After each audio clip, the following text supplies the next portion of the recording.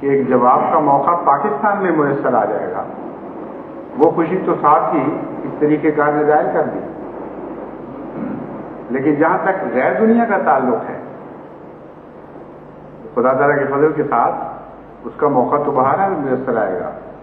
کہاں کہاں حکومت پاکستان کا قانون احمدیوں کی زبان بندی کرے گا؟ آخر آزاد دنیا وسیع بڑی ہے، وہاں سے آواز اٹھ سکتی ہے، اٹھے گی، پھیلے گی.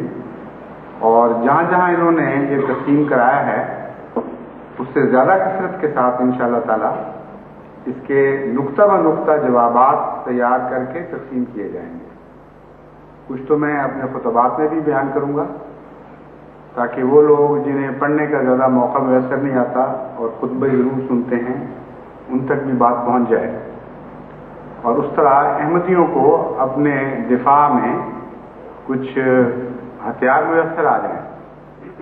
ان پڑھ احمدی بھی جب خطبہ غور سے سنتا ہے تو کافی حد تک سمجھ جاتا ہے بات کو، اس لیے ان کے لیے ایک اچھا موقع مل جائے گا.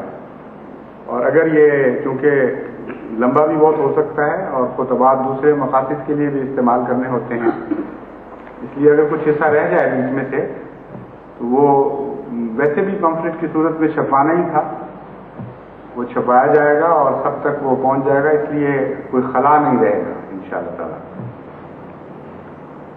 جہاں تک غیر مسلم دنیا کا تعلق ہے، ان کے سامنے جو انہوں نے موقف اختیار کیے ہیں وہ بھی سراسر جھوٹ اور غیر منطقی اور نہایت لغو موقف ہیں.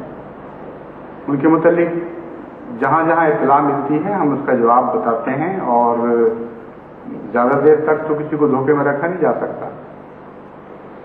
ان کے موقف کی ایک مثال یہ ہے جو نیوز ویک میں شائع ہوئی.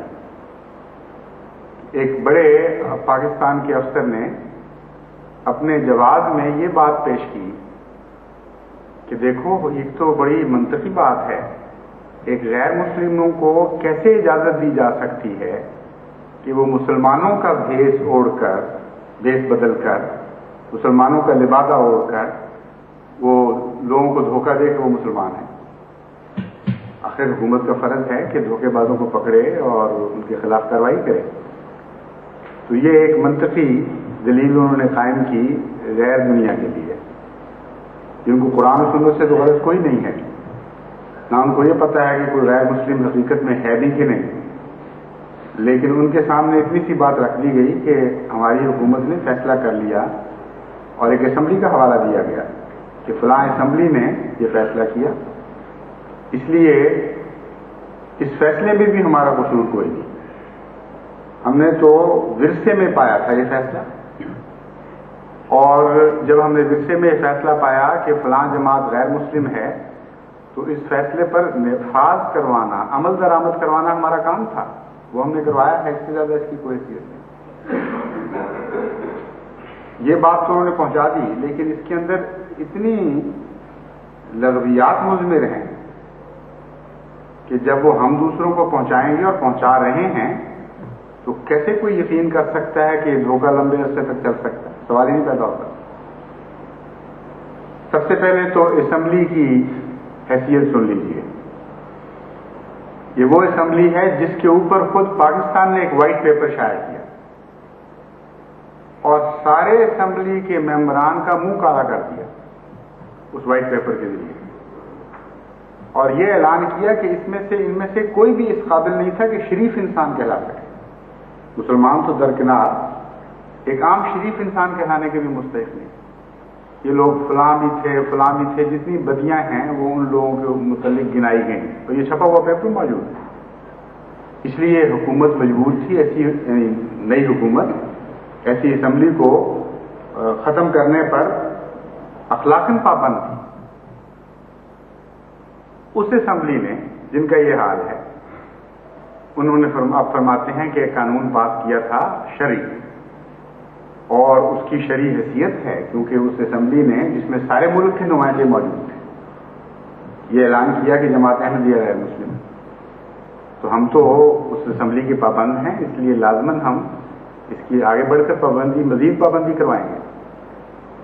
تو جس اسمبلی کی اپنی حیثیت یہ تھی کہ وہ شریف انسان کہلانے کی ان کے نزدیک مستحق نہیں تھی، باہر کی دنیا کے نزدیک بے شک ہو، اس کے فیصلے پر اس قدر سر تسلیم خم کرنا اور سر جھکا لینا یہ بڑے تعجب کی بات ہے.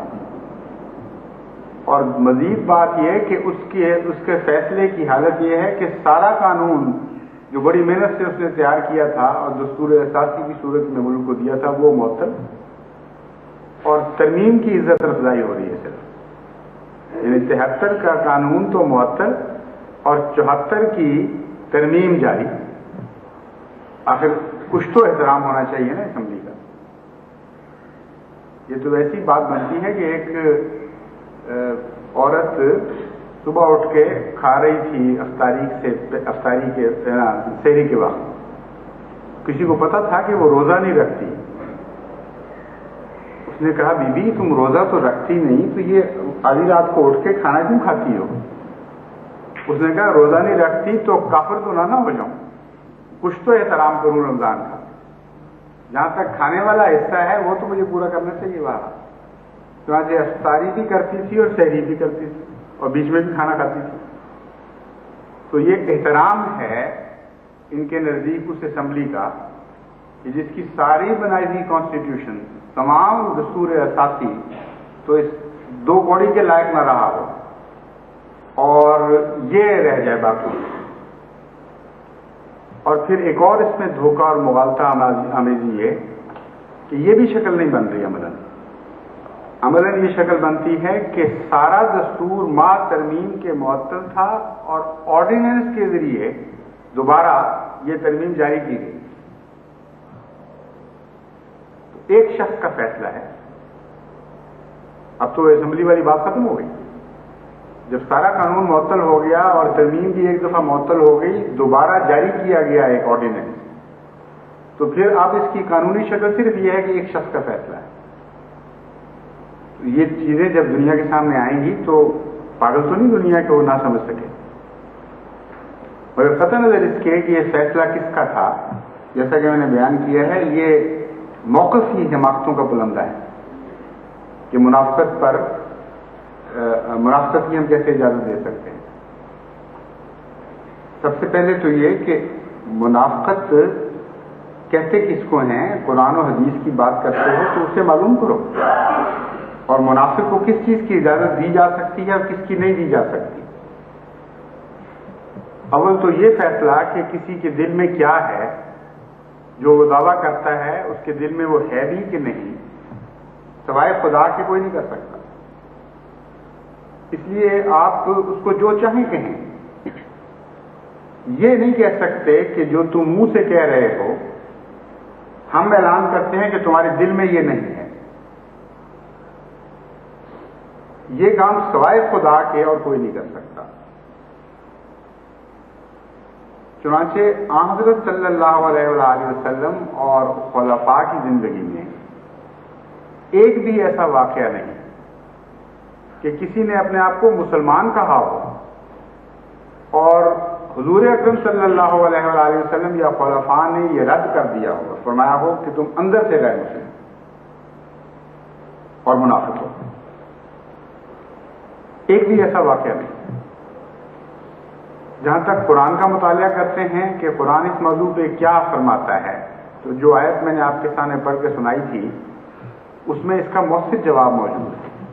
کیونکہ قرآن کریم تو ایک کامل کتاب ہے، کسی پہلو کو نہیں چھوڑتی. کوئی مستقبل کا فتنہ ایسا نہیں ہے جس کا ذکر اور اس کا تدارک قرآن کریم میں موجود نہ ہو. چنانچہ سارے آرڈیننس کا تدارک قرآن کریم میں موجود ہے. دلیل کا بھی اور جو بعد میں موقف اختیار کیا گیا اور آرڈیننس کی جو تفاصیل ہیں، جب میں آپ کو سناؤں گا اس کی آیت کی تشریح تو آپ حیران ہوں گے کہ ان سب چیزوں کا ذکر موجود ہے. اللہ تعالیٰ فرماتا ہے آن حضرت صلی اللہ علیہ وآلہ وسلم کو خبر دیتے ہوئے، قالت الاعراب آمنا، اعراب یہ کہتے ہیں کہ ہم ایمان لے آئے ہیں. قل لم تؤمنوا، ہم تمہیں بتا رہے ہیں جس کی دل پر نظر ہے کہ ایمان نہیں لائے. کہہ دو ان کو بے شک کہ لم تؤمنوا، تم ہرگز ایمان نہیں لائے. ولاکن قولوا اسلمنا، لیکن تمہارا مسلمان کہلانا